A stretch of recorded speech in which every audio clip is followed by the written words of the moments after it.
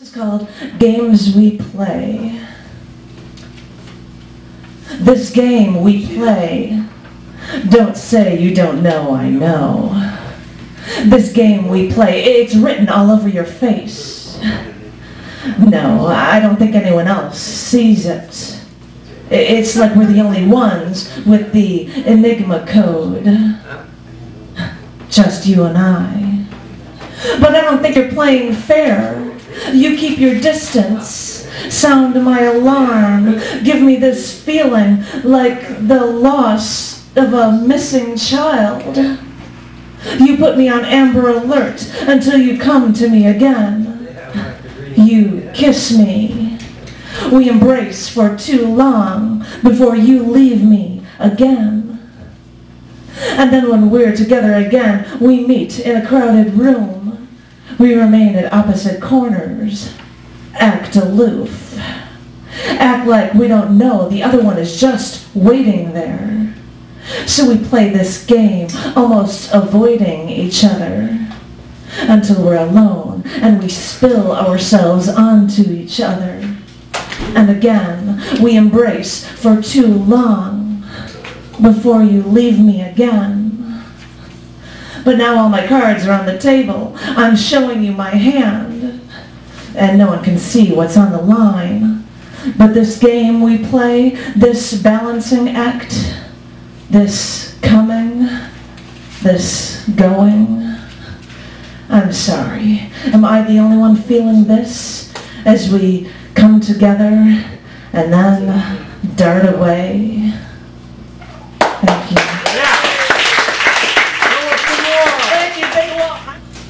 I watched a cartoon where a boy was caught shoplifting. He stole a game for himself, and he made up to his mom for it by getting a picture of himself in a frame, and his mom was so proud.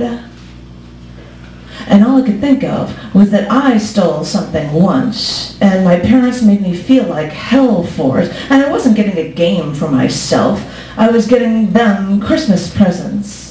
Everyone made me feel as if I had to spend as much money as everyone else, and everyone else had a job, and I was, and was an adult, and I was a kid, and I was 12, and I had 15 people to buy presents for.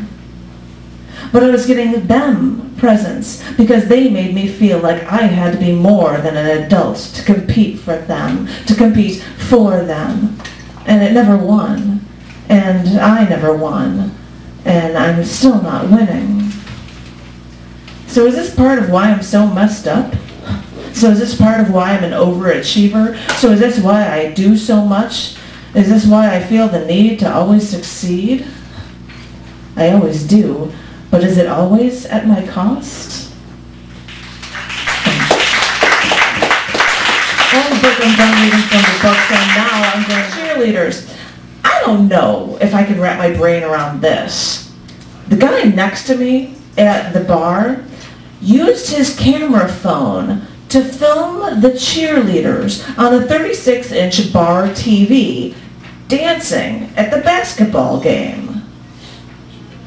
I'm looking at this guy thinking, if you could buy a camera phone, then you could probably buy internet porn. I mean, what exactly is this guy doing?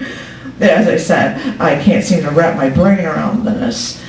And then he put on his leather jacket and left alone. I'm still at this bar, and as I said, I really can't seem to wrap my brain around this.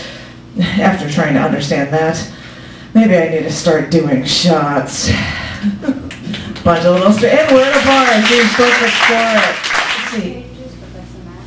I'd like to be under the sea to watch the fish go swim. I'd like to squish a jellyfish and then let go of him. I'd like to grab a soft-shelled crab and take him for a walk.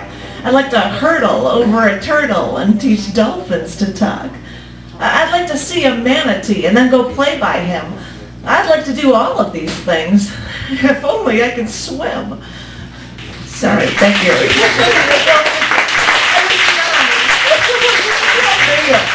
And I rhyme. You don't seem to read a poem that a number of people have asked me to do before, and I'm doing this out of memory. which seems a bad way to end this one, but this is called Death Takes Many Forms. It is winter now. The trees have lost their leaves. The city is covered in a thin layer of soot and snow. The grass is dead. In a sunless sky, black birds circle overhead, searching for prey. An eerie cold settles over everything. Nothing is growing anymore.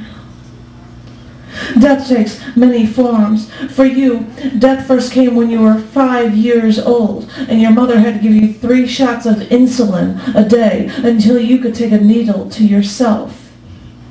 Did it hurt to push that needle into your arm the first time? Or did it hurt you more to know you had no choice? Death takes many forms. Death can be someone telling you without trying that they're losing their circulation or they're losing their eyesight. Behind Coke bottle glasses, you would see me and say, "That's a nice black suit you're wearing, Janet." And I would tell you, "It's green." And you wouldn't believe me. It is winter now. I know what follows the autumn wind. Do you remember winter when it happened? I mean, the changes are subtle. First, the temperature drops. First, only slightly. It's almost imperceptible. Only when all the seasons have gone do you realize where everything has gone. Death takes many forms. Death can be someone telling you that they're losing their circulation. My feet are numb, Janet. You'd say, "I can't feel my feet anymore." And I would rub your feet for you, and you would say, "It makes a difference. You feel better. If only I could do this forever." Death can be the sweat-soaked shirts, the shakes, dizziness when you needed food. You would look as pale as a ghost as I would hold your cold, wet arm and study you. "Quick, some sugar will make everything better." Isn't everything better yet? I said goodbye to you to travel my own road. But now you decided to leave me. Are you trying to teach me a lesson? Because if you are, well, I've learned it. You can come back now. And now it seems you've taken me down there with you. You take me down into that casket with you, and I'm running my hand along your jacket lapel, and I can feel them shoveling the dirt over my head, and I want to get out, and I want to take you with me.